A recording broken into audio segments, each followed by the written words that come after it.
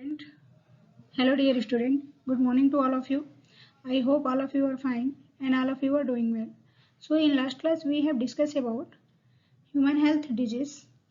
So topic was what is health, what is disease, then how can you keep our body in good and healthy conditions, and what are the main factors that causes the disease in the human body. So I hope that points very clear. Today I am going to discuss about life cycle of Plasmodium, and it is very important from your board exam points of view. Okay, so life cycle of Plasmodium, let's see its overview.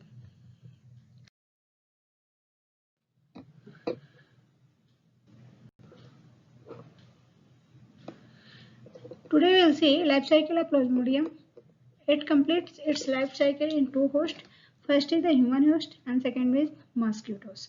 यानी जो Plasmodium है, Plasmodium वोल्वॉक्स, ठीक है, ये अपनी life cycle to host में complete करती है।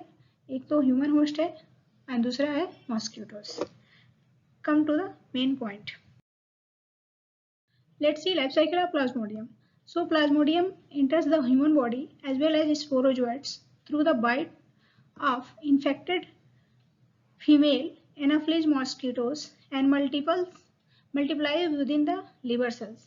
जो प्लाज्मोडियम है वो ह्यूमन बॉडी में एक स्पोरोजोइट्स के फॉर्म में क्या करता है, इंटर करता है, ठीक है, एक स्पोर्स के फॉर्म में इंटर करता है। स्पोरोजोइट्स का जो नेम है, जो स्पोर्स है, उसी को हम क्या कहते हैं, स्पोरोजोइट्स कहते हैं। और जब ये ह्यूमन को बाइट करता है, ह्यूमन के बॉडी पे जाके उसके सेल को बाइट करता है, तो ये उनके ब्लड में क्या करता है, इंटर कर जाता है। Infected female Anopheles mosquitoes and multiply with in the liver sales.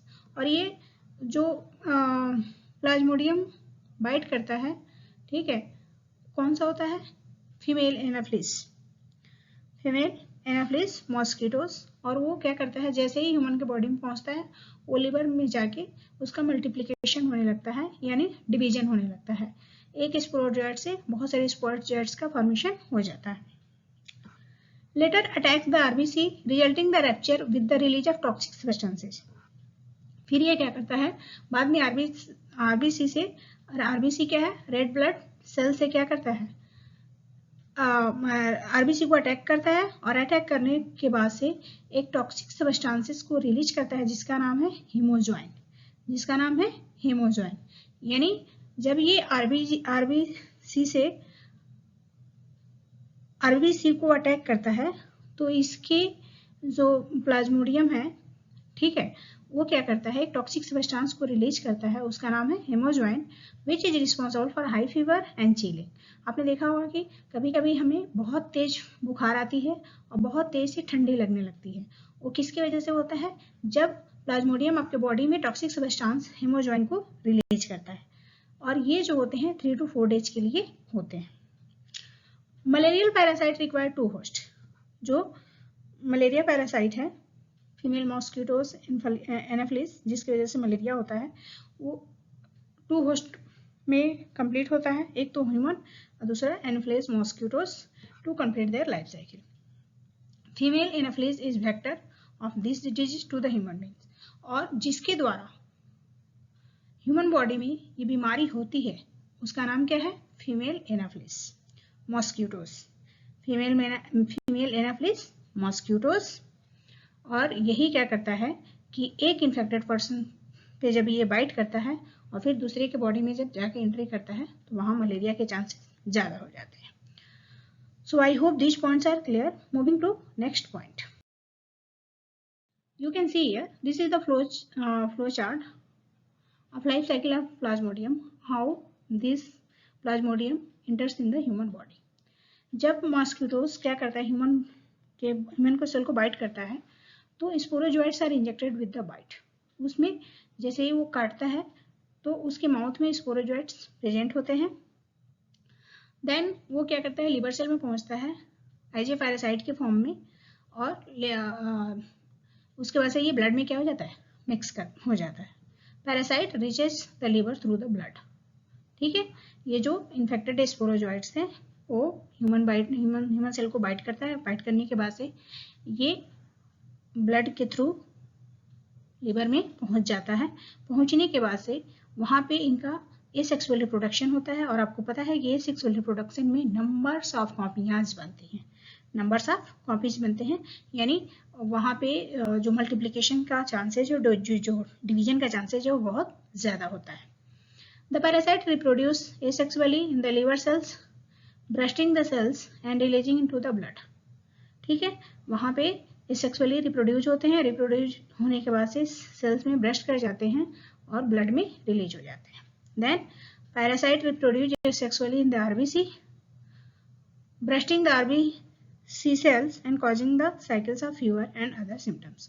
ये जो पैरासाइट है एसेक्सुअली रिप्रोड्यूस करता है ब्लड में रिप्रोड्यूस करने के बाद से सेल को, आरबीसी के सेल को क्या करता है, तोड़ देता है। ब्रस्टिंग मतलब तोड़ देता है। और तोड़ने के बाद से हमारे बॉडी में बहुत सारे सिम्टम्स कॉज करता है, जैसे हाई फीवर हो गया, देन जो आपकी चिलिंग हो गई, ठीक है, देन तेज बुखार हो गया, ये सब चीजें होती हैं। Release parasite infected new RBC cells, और जो भी आरबीसी उससे रिलीज होता है, और यदि मॉस्किटोज आपके बॉडी पे बैठा है और आपको बीमारी हो गई है और फिर वो दूसरे के बॉडी पे बैठेगा तो फिर उसको भी वो बीमारी हो जाएगी।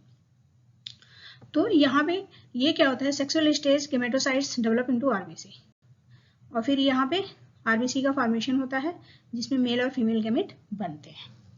So you can see here how Plasmodium complete life cycle in the human host cell. I hope these points are clear. Moving to next point. You can see here, this is the mosquito's host and this is the human host. यानी जो Plasmodium की life cycle है वो दो host में complete होती है।